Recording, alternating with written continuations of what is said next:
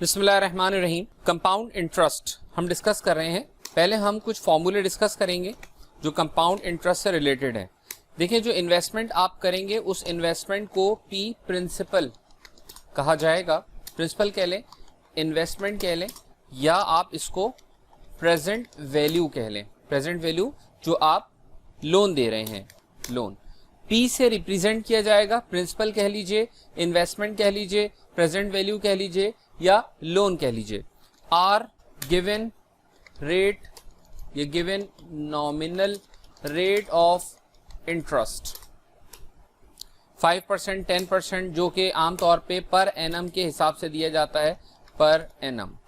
Time को हम years में डायरेक्ट लिख लेंगे, टी से रिप्रेजेंट नहीं करेंगे, टाइम को डायरेक्ट हम ईयर्स लिखेंगे अपनी आने वाली कैलकुलेशंस में। एस का मतलब फ्यूचर वैल्यू है या कंपाउंड अमाउंट है या मैच्योरिटी वैल्यू है। आर डिवाइडेड बाय एम, और आई के बारे में इंटरेस्ट रेट पर कंपाउंडिंग पीरियड। आई का मतलब क्या बताया था मैंने, इंटरेस्ट रेट पर compounding period. M total number of periods in 1 year, एक साल में जितने नंबर ऑफ पीरियड्स होंगे उसको हम m से रिप्रेजेंट करेंगे। क्या मतलब, m की वैल्यू अगर मैं कहूं 1 तो इसका मतलब है ईयरली की बात हो रही है। m की वैल्यू 2 का मतलब है सेमी एनुअली या 6 मंथली या हाफ ईयरली। m की वैल्यू अगर 4 है, इसका मतलब है कि हमारा अमाउंट साल में 4 मरतबा कंपाउंड होगा। इसको कहा जाएगा क्वार्टरली या 3 मंथली। रीजन ये कि एक साल में 4 क्वार्टर्स होते हैं और हर क्वार्टर 3 मंथ्स का होता है। m की वैल्यू 12 मंथली, m की वैल्यू 360 और 365 इन केस ऑफ डेली। इसके अलावा एक और कंपाउंडिंग होती है जिसे कहा जाता है कंटिन्यूअस कंपाउंडिंग। कंटिन्यूअस कंपाउंडिंग का मतलब होता है पर सेकंड कंपाउंडिंग। साल में, एक साल में नंबर ऑफ सेकंड्स जितने भी हों, तो इसमें m की वैल्यू क्या ली जा सकती है, m की वैल्यू ली जा सकती है एक साल में 360 डेज, हर डे में 24 आवर्स, हर आवर में 60 मिनट, हर मिनट में 60 सेकंड्स। अब ये m की वैल्यू बनेगी, लेकिन हम इसको यूज नहीं करते हैं। मैं एक सवाल आपको इससे करा दूंगा, लेकिन हम ये वैल्यू यूज आम तौर पे नहीं करते। इसका एक और ऑल्टरनेट वे होता है, in case of continuous compounding we use another method to find s और कंपाउंड अमाउंट। जब सवाल शुरू होंगे तो उसमें मैं इसको दोबारा एक्सप्लेन कर दूंगा। फॉर्मूले की तरफ चलें। i निकालने के लिए r divided by m। n क्या चीज है, n कहते हैं total number of compounding periods. For example, ये कुछ अमाउंट है 1 लाख रुपए का, मैंने 2 साल के लिए इन्वेस्ट किया 12% रेट के ऊपर, कंपाउंडेड क्वार्टरली। 2 साल और कंपाउंडेड क्वार्टरली, तो एक साल में कितने हिस्से बनेंगे, एक साल के 4 हिस्से बने क्वार्टरली का मतलब, फिर अगले साल के फिर 4 हिस्से, तो टोटल कितने कंपाउंडिंग पीरियड्स हो गए, 8। तो this is what we call n। तो n का मतलब total number of compounding periods होते हैं, टोटल नंबर। m और n में क्या फर्क है, m जो है वो total number of compounding periods in 1 year होता है, एक साल में कितने कंपाउंडिंग पीरियड हैं। और n क्या चीज है, n total number of compounding periods होते हैं, जिसमें ईयर्स को आप मल्टीप्लाई कर देते हैं किससे, वैल्यू ऑफ m से। यहाँ m की वैल्यू क्या होगी 4 और ईयर्स कितने हैं 2, तो 4 मल्टीप्लाई बाय 2 कितने पीरियड्स, 8। दोबारा समझ लें, यहां पर ईयर्स की तादाद कितनी है 2 और अमाउंट हमारा सेमी एनुअली बेसिस पर कंपाउंड होगा, तो एक साल में ये 2 पीरियड्स, फिर अगले साल में फिर ये 2 पीरियड्स, तो total number of compounding periods कितने बनते हैं, 4 बनते हैं। तो n total number of compounding periods होता है। आ जाए फॉर्मूले की जानिब। i किसके इक्वल होता है, r अपॉन m। n किसके इक्वल होता है, years multiply by m compound amount का फॉर्मूला होता है बेटा S is equal to P 1 plus I power N, और कंपाउंड इंटरेस्ट का फॉर्मूला होता है S माइनस P। ये चार फॉर्मूले हैं, चारों फॉर्मूलों में जो टर्म्स यूज हो रही हैं I, N, S, P, ये तमाम टर्म्स हमने आपको समझाई यहां पर। In case of continuous compounding S calculate करने का फॉर्मूला थोड़ा सा चेंज है, and that would be P E power R T। तो S फाइंड करने के दो फॉर्मूले हैं, एक फॉर्मूला है S is equal to P 1 plus I whole power N, और एक फॉर्मूला है S is equal to P E power R T, और दोनों फॉर्मूले यूज होंगे। ये फॉर्मूला आमतौर पे इस्तेमाल किया जाता है कि जब compounded semi annually, annually, monthly, quarterly, daily इस तरह से हो, लेकिन ये फॉर्मूला सिर्फ आप एक सूरत में इस्तेमाल कीजिएगा अगर लफ्ज कंटिन्यूअस कंपाउंडिंग सवाल में आ रहा हो। P, हमने कुछ इन्वेस्टमेंट की, वो इन्वेस्टमेंट क्या है P, और S फाइंड करना है। अब आपको पता है कि P आपको अगर गिवन हो और S आपको फाइंड करना हो तो हम इस मेथड पे चलेंगे, और इस मेथड पे चलने के बाद हम S तक पहुंच जाएंगे। S निकालने के लिए हम फॉर्मूला ये यूज करेंगे। याद रखिएगा, अगर आप टाइमलाइन पर लेफ्ट से राइट की तरफ मूव कर रहे हैं तो this process is called compounding. ये प्रोसेस क्या कहलाता है? कंपाउंडिंग कहलाता है। ठीक है, कंपाउंडिंग कैसे की जाती है? P को S में चेंज करना या टाइमलाइन के ऊपर पैसों को आगे मूव करना, फॉरवर्ड मूव करना, राइटवर्ड मूव करना। इसी तरह अगर मैं आपसे कहूं कि किसी भी अमाउंट को S में चेंज करो, किसी भी अमाउंट को कंपाउंड करो, तो कैसे कंपाउंड करोगे? तुम इस प्रेजेंट वैल्यू को मल्टीप्लाई करोगे, कंपाउंडिंग में मल्टीप्लाई करें किससे? 1 प्लस I पावर N से, तो तुम्हें क्या मिल जाएगा? S मिल जाएगा, ये वाला फॉर्मूला। तो जब भी आप मल्टीप्लाई करेंगे इस फैक्टर से, इसको एक्यूमुलेशन फैक्टर भी कहा जाता है। क्या कहते हैं इसको? Accumulation factor. किसी भी अमाउंट को अगर आप एक्यूमुलेशन फैक्टर से मल्टीप्लाई करें तो वो अमाउंट फ्यूचर वैल्यू में चेंज हो जाता है। ठीक है, तो आपको यहाँ पर कंपाउंडिंग करने के लिए मैं अगर आपसे कहूँ कि 5,000 रुपए को कंपाउंड करो जरा, तो इसका मतलब मैं तुमसे किसी स्पेसिफिक रेट पर 10% पर, तो इसका मतलब मैं तुमसे क्या कह रहा हूं कि तुम इसको मल्टीप्लाई करो किससे? 1 प्लस I पावर N से। 1 प्लस I, रेट मैंने आपको क्या बताया? रेट मैंने आपको बताया 10%, तो 0.1। याद रखिएगा, सवाल में लफ्ज मंथली, क्वार्टरली, सेमी एनुअली कुछ ना हो तो M की वैल्यू 1 होती है। तो ये हो गया R, ये हो गया M, P 1 प्लस I क्या चीज है? R upon M। रेट मैंने आपको बताया 10%, और M की वैल्यू अगर डिफाइंड ना हो सवाल में तो क्या होती है? 1 होती है। पावर कितनी? फॉर एग्जाम्पल मैंने कहा 3 years, 3, तो ये आपने इस अमाउंट को क्या कर दिया? कंपाउंड कर दिया। कैलकुलेटर निकालिए, और कैलकुलेटर निकालने के बाद ये जरा कैलकुलेट कीजिए, देखें आपके पास क्या जवाब आता है। तो अगर मैं 5,000 को कंपाउंड करूं 10% रेट पर फॉर 3 years, तो मेरे पास जवाब बनता है 6655। ठीक है, यानी टाइमलाइन के ऊपर 3 सालों में ये पैसा ग्रो करके, पहला साल, दूसरा साल, तीसरा साल, 3 सालों में ये पैसा ग्रो करके कितना हो गया? 6,655 रुपए, 6,655 रुपीज। और इस पे इंटरेस्ट कितना गेन हुआ? इसमें से अपना प्रिंसिपल माइनस कर दें तो 1,655। ये क्या चीज है? ये आपका कंपाउंड इंटरेस्ट है।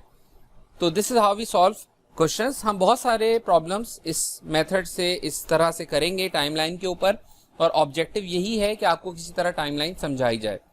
तो होपफुली ये क्लियर हुआ होगा। एक टर्म आपने कंपाउंडिंग सीखी।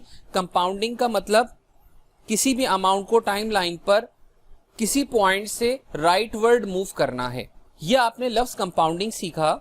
अब हम एक दूसरा लफ्ज सीखते हैं, और वो लफ्ज है हमारा डिस्काउंटिंग। आप अगर किसी भी अमाउंट यानी S को पीछे लेके जाना चाहें, टाइमलाइन के ऊपर पीछे की तरफ अगर आप इसको मूव करें, S से अगर आप P पर पहुंचे तो कैसे पहुंचेंगे, जाहिर सी बात है ये फैक्टर इधर क्रॉस मल्टीप्लाई कर दें।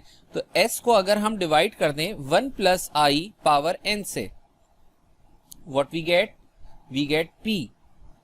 फॉर्मूला देखें वही है, s is equal to p 1 plus I power n ही है फॉर्मूला, लेकिन इस फॉर्मूले को आपने p की शक्ल में लिखा, p को सब्जेक्ट बना के लिखा s upon 1 plus I power n। तो this process is called discounting. ठीक है, अगर मैं आपसे कहूं कि डिस्काउंट करो ₹6655 को फॉर 3 years एट 10% रेट पर एनम, तो इसका सॉल्यूशन कैसे होगा? इसका मतलब मैं आपसे कह रहा हूं कि डिस्काउंट करो। डिस्काउंट करने का मतलब मैं तुमसे ये कह रहा हूं कि इस 6,655 रुपए की प्रेजेंट वैल्यू मैं तुमसे पूछना चाह रहा हूं, what is the present value of this amount. Discount करने का मतलब कि आपको इस अमाउंट को 3 साल टाइमलाइन के ऊपर पीछे लेके जाना है। ये ईयर 3 है, ये ईयर 2 है और ये ईयर 1 है। तो टाइमलाइन के ऊपर इस पैसे को 3 साल पीछे ले जाया जा रहा है, तो इसका मतलब इसकी हमें प्रेजेंट वैल्यू फाइंड करनी है। तो कभी भी मैं तुमसे कहूं कि डिस्काउंट करो इस 6,650 रुपए को, 6,655 रुपए को, तो इसका मतलब मैंने तुम्हें टाइमलाइन के ऊपर किसी पॉइंट के ऊपर कुछ पैसे रख के दिए हैं और तुमसे ये कहा कि इस पैसे को उतने साल पीछे ले जाओ जितना तुमसे कहा जा रहा है, इसकी प्रेजेंट वैल्यू मालूम कर लो। यही सवाल कैसे हो सकता है? 6655 को तुम डिवाइड करोगे। डिस्काउंटिंग के लिए क्या किया जाता है? डिवाइड किया जाता है। किससे डिवाइड किया जाता है? जिस तरह यहाँ कंपाउंडिंग के लिए multiply by 1 plus I power n करते हैं, यहाँ डिवाइडेड बाय, यहाँ multiply by 1 plus I power n किया जाता है, तो यहाँ divided by 1 plus I power n किया जाएगा। तो सिंपली इस अमाउंट को उठा के डिवाइड कर लो। किससे डिवाइड कर लो? 1 plus I. Now what is I? I किसके बराबर है? आपको याद है आई होता है r अपॉन m। रेट बेटा मैंने कितना दिया है? 10%। और m, जब सवाल में m डिफाइंड नहीं होता, नहीं लिखा होता कि मंथली है, सेमी एनुअली है, क्वार्टरली है, तो ऐसी सूरत में m की स्टैंडर्ड वैल्यू क्या होती है? 1 होती है, यानी एनुअली लिखा जाता है। तो i कितना आ गया? 0.1। पहले ये मैंने यहाँ कैलकुलेट करके दिखा दिया था, अब आप यहाँ लिख लें। पावर कितनी है? n। n किसके इक्वल होता है? देखें, ईयर्स मल्टीप्लाई बाय m। कितने ईयर्स हैं? 3 ईयर्स। और m क्योंकि डिफाइंड नहीं है तो m की वैल्यू हमेशा क्या होगी? 1। अगर m डिफाइंड ना हो तो m की वैल्यू 1 होती है। क्या समझ में आया? समझ में ये आया कि 5,000 रुपए कंपाउंड होके 6,650 रुपए या 6,655 रुपए बनेंगे और 6,655 रुपए की प्रेजेंट वैल्यू या डिस्काउंटेड वैल्यू 6655 है। कितने साल डिस्काउंट किया हमने इसको? 3 इयर्स। तो नाम याद रखिएगा, आइंदा से मैं कहूंगा कि पहले इसको 2% के ऊपर कंपाउंड करो, फिर 4% के ऊपर कंपाउंड करो, फिर 3% पे डिस्काउंट करो। तो लफ्ज कंपाउंडिंग और डिस्काउंटिंग मुसलसल इस्तेमाल हो रहा होगा। रिमेंबर, कंपाउंडिंग का मतलब क्या होता है? टाइमलाइन पर पैसे को लेफ्ट से राइट पर ले जाना, तो multiply by 1 plus I power n करना। टाइमलाइन पर पैसे को राइट से लेफ्ट पर लेकर आना, divided by 1 plus I power n। मैंने आपसे कहा find the compound amount if 10,000 is invested. एक टाइमलाइन बनाओ। टाइमलाइन की आदत इसलिए डालो क्योंकि आगे जो क्वेश्चंस होंगे उसमें हमें इस टाइमलाइन की बहुत जरूरत पड़ेगी। Find the compound amount if 10,000, 10,000 रुपए तुमने इन्वेस्ट किए for how many years? 5 years. 1 2 3 4 5, 5 साल हो गए ये।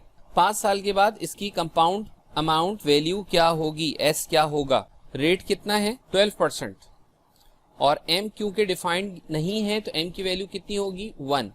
रिमेंबर i जो है वो r के बराबर होगा। रीजन i होता है r अपॉन m। जब m की वैल्यू 1 इसमें पुट की जाएगी तो when m is equal to 1 तो i किसके इक्वल हो जाएगा? r के। इस पॉइंट को हम हमेशा याद रखेंगे कि जब m 1 हो यानी m सवाल में डिफाइंड ना हो तो i और r nominal rate of interest और इंटरेस्ट रेट पर कंपाउंडिंग पीरियड आपस में क्या होते हैं? इक्वल होते हैं। तो वो जो फॉर्मूला होता है s is equal to p 1 plus I power n can be written as p 1 plus r power n। ठीक है, और n किसके इक्वल होता है? Years multiply by m। कितने ईयर्स हैं? जितने भी हो, n ईयर्स के इक्वल हो जाता है जब m की वैल्यू क्या होगी? 1। तो नंबर ऑफ ईयर्स और n बराबर होते हैं कब, जब m 1 हो। नंबर ऑफ ईयर्स और नंबर ऑफ ईयर्स और n आपस में इक्वल कब होते हैं, जब m की वैल्यू क्या हो, 1 हो। इसी तरह जब m की वैल्यू 1 होती है तो i और r आपस में क्या हो जाते हैं, इक्वल हो जाते हैं। ये कुछ छोटे छोटे पॉइंट्स हैं, इन पॉइंट्स को याद रखिएगा, आगे कैलकुलेशन में आपके काम आएंगे। फॉर्मूला यूज किया तो मुझे इस अमाउंट को कंपाउंड करना है, तो कंपाउंड अमाउंट के लिए मैं फॉर्मूला यूज करूं P1 plus I power n। Principal कितना है, प्रिंसिपल 10,000, आई कितना है 12%, ये लीजिए रेट अपॉन m भी लिख दिया मैंने, अपॉन में 1 भी लिख दिया, सारी चीजें समझाने के बावजूद। Rate upon m, r upon m, power n, years multiply by m, कितने ईयर्स हैं 5 और m कितना है 1। ठीक है, तो मैंने ये 1 लिख दिया चूंकि आप पहला सवाल कर रहे हैं। इसको कैलकुलेटर उठाइए और कैलकुलेटर में कैलकुलेट कीजिए। 10,000 ब्रैकेट 1 प्लस 0.12 अपॉन 1 पावर कितनी है 5 इंटू 1 5, तो this amount would grow to 17,623। तो ये अमाउंट ग्रो करके, ये 10,000 रुपए ग्रो करके 17,623 रुपए में चेंज हो गए, राइट। तो ये इसकी कौन सी वैल्यू है, ये इसकी एक्यूमुलेटेड वैल्यू है। ये क्या कहलाएगा, कंपाउंड अमाउंट। इस अमाउंट के अंदर हमारा प्रिंसिपल इंक्लूडेड है। अगर मैं आपसे पूछूं फाइंड द कंपाउंड अमाउंट, नहीं, फाइंड द कंपाउंड इंटरेस्ट, तो आप क्या करेंगे कंपाउंड इंटरेस्ट के लिए, एस में से पी को माइनस कर दें। आपने 10,000 रुपए लगाए थे और आपको 17,623 रुपए मिले, मतलब 7,623 रुपए आपका क्या है, कंपाउंड इंटरेस्ट। 10,000 रुपए इन्वेस्ट किए आपने, ईयर्स कितने हैं 5, रेट कितना है बेटा 12%, compounded semi annually. Semi annually में क्या होगा, m की वैल्यू कितनी होगी 2 एनुअली, राइट। तो अब कंपाउंड इंटरेस्ट फाइंड करना है। देखिए कंपाउंड इंटरेस्ट किसके इक्वल होता है, s माइनस पी के। s खुद किसके इक्वल होता है, P1 plus I power n के। इन दोनों टर्म्स में अगर हम p को कॉमन ले लें तो ये बनेगा 1 plus I whole power n minus 1। Compound interest किसके इक्वल होगा, P1 प्लस आई खुद किसके इक्वल होता है, r अपॉन m के, और n किसके इक्वल होता है, ईयर्स मल्टीप्लाई बाय m के। तो अब ये कंपाउंड इंटरेस्ट का फॉर्मूला आपने बना लिया, इसको याद रखिएगा। 10,000 1 plus r upon m, rate कितना है 12%, अपॉन m कितना है 2, सेमी एनुअली में m क्या लिया जाता है 2, पावर ईयर्स मल्टीप्लाई m, कितने ईयर्स हैं 5 और m कितना है 2 माइनस 1। कंपाउंड इंटरेस्ट कितना बनेगा, ये हमने लिखा 10,000। 10,000 के बाद फिर हमने एक ब्रैकेट बनाया, एक और ब्रैकेट बनाया, इस ब्रैकेट में हमने लिखा 1 plus 0.12 upon 2, bracket close, power कितनी है बेटा 10 माइनस 1 और फिर ये ब्रैकेट क्लोज, 7908। इतना कंपाउंड इंटरेस्ट गेन होगा। अब m की वैल्यू 2 नहीं होगी, अब m की वैल्यू क्या होगी, क्वार्टरली में m की वैल्यू क्या बताई थी मैंने, क्वार्टरली में m की वैल्यू होती है 4। यानी अगर हम टाइमलाइन बनाएं और समझने की कोशिश करें टाइमलाइन के ऊपर, तो हम ये कहेंगे कि 10,000 रुपए हमने इन्वेस्ट किए, कितने साल के लिए, 5 साल के लिए, पहला साल, दूसरा साल, तीसरा साल, चौथा साल और 5वां साल, ईयर 1, ईयर 2, ईयर 3, ईयर 4 और ईयर 5। और हर साल के कितने हिस्से होंगे, 4, 1 2 3 कट्स लगा दें, यहाँ पर 3 मार्क्स लगा दें, 1 2 3, 1 2 3 मार्क। तो जब 3 मार्क लगाएंगे तो एक साल 4 टुकड़ों में डिवाइड हो जाएगा, तो हर एक हिस्सा क्या कहलाएगा, एक क्वार्टर कहलाएगा। पहले 10,000 रुपए ग्रो करके यहाँ पहुंचेंगे, फिर 10,000 रुपए, फिर जो भी प्रिंसिपल होगा वो इसमें ऐड हो जाएगा, और इस तरह आपका अमाउंट आगे बढ़ता चला जाएगा। और ये बढ़ते बढ़ते यहाँ तक पहुंचते पहुंचते इसकी कोई फ्यूचर वैल्यू बनेगी। वो फ्यूचर वैल्यू क्या है या उस पे कंपाउंड इंटरेस्ट कितना गेन होगा, this you have to calculate, this you have to find out. जाहिर है पहले s और फिर s के बाद कंपाउंड इंटरेस्ट फाइंड करना होगा। क्या चेंज आएगा फॉर्मूले में, फॉर्मूले में कोई चेंज नहीं आएगा, बस अब m जो पहले आपने 2 रखा था, अब m की वैल्यू क्या रख देंगे, 4 रख देंगे। ये हो जाएगा कितना, compound interest is equal to p कितना बेटा 10,000। एक साल में नंबर ऑफ कंपाउंडिंग पीरियड बढ़ा दिए, तो क्या एक्सपेक्ट कर रहे हैं, कंपाउंड इंटरेस्ट पहले आया था 7,908 रुपए, अब 7,900 से ज्यादा आना चाहिए, क्योंकि सारी चीजें वही रखी है हमने, सिर्फ m को बढ़ाया है। 1 प्लस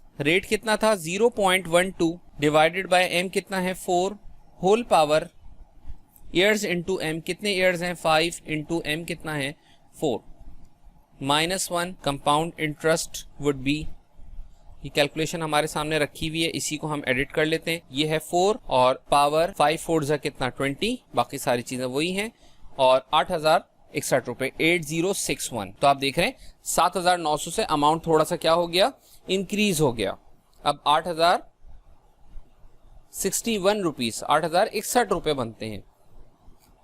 ये हमने किया कंपाउंडेड क्वार्टरली।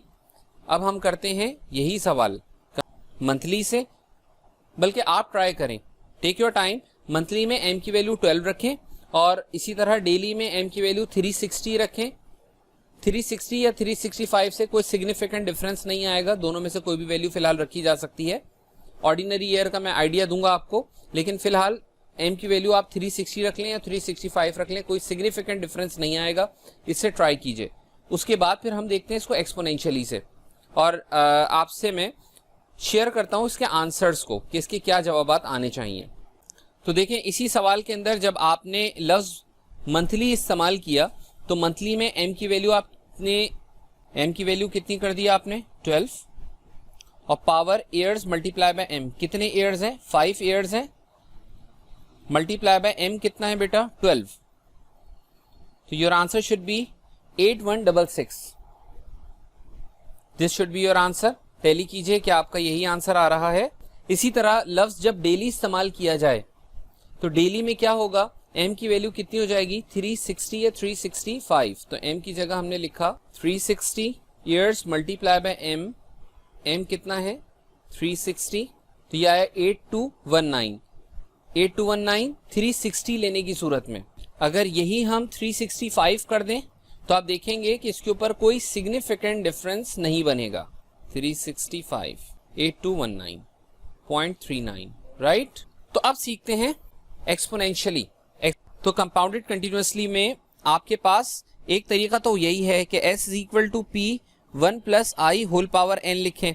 जरा समझिएगा, प्रिंसिपल कितना है 10,000 रुपए, 1 प्लस आई रेट था 0.12 और m था, अब एक साल में नंबर ऑफ डेज 360, एक साल में number of days 360, her day में 24 आवर्स, हर आवर में 60 मिनट और हर मिनट में 60 सेकंड्स। तो ये कितना है 360 इंटू 24 इंटू 60 इंटू 60, 360 डेज, हर डे में 24 आवर्स, हर आवर में 60 मिनट और हर मिनट में 60 सेकंड। ये बनी value of m whole power years multiply by m। कितने ईयर्स हैं, ईयर्स थे हमारे पास 5 और m की वैल्यू ये रखी हुई हमारे पास है 360, 24, 60, 60। ये आ जाएगा s।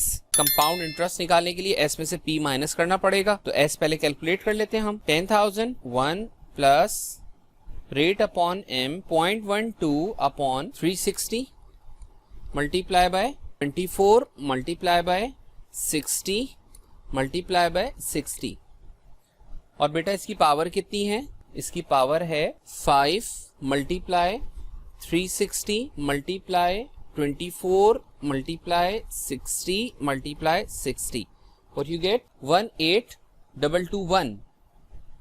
18221। कंपाउंड इंटरेस्ट निकालने के लिए s में से p माइनस कर दिया। s कितना है बेटा 18221 में से माइनस कर लें 10,000, तो कंपाउंड इंटरेस्ट कितना गेन हुआ 8,221 रुपए। ठीक है, लेकिन क्यों, क्योंकि इसमें कैलकुलेशन बहुत ज्यादा है और ज्यादा कैलकुलेशन की वजह से इसमें चांसेस ऑफ एरर बढ़ जाते हैं। So avoid this method. तो कौन सा मेथड यूज करें, use this method s is equal to p e power rt। p कितना था 10,000, e की वैल्यू 2.71828 होती है। अगर आपको याद नहीं भी है तो भी ठीक है, इट्स ओके।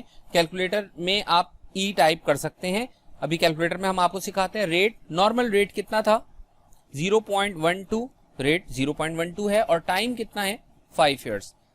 देखें इतनी सारी कैलकुलेशन जो हमने की है, ये सारी कैलकुलेशन की हमें कोई जरूरत नहीं पड़ेगी अगर आप ये फॉर्मूला इस्तेमाल करें। और ये फॉर्मूला सिर्फ एक सूरत में आप इस्तेमाल करेंगे, किस सूरत में, जब लफ्ज एक्सपोनेंशियली हो या कंटिन्यूअसली हो। 10,000 multiply shift ln, shift ln करेंगे तो ई लिखा हुआ आएगा, shift ln 0.12 multiply by 5, 18221। Check करें, देखें सेम आंसर। तो s फाइंड करने का तरीका ये होना चाहिए अगर आपके पास लफ्ज कंटिन्यूअस कंपाउंडिंग हो या लफ्ज एक्सपोनेंशियली इस्तेमाल हो रहा हो। Compound interest s minus P, s कितना है 18221 माइनस p कितना है, p था हमारे पास 10,000, so your answer should be 8,221।